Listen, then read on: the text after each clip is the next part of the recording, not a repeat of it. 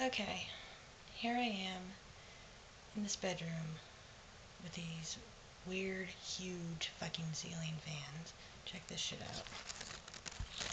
Look how big that thing is. Now look, they have a remote control, and if I push this button twice, it goes off.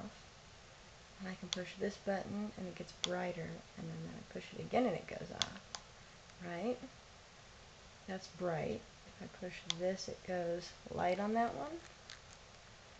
And these are the ceiling fan speeds. And this switches the direction, but check this out. Watch this. This is creepy.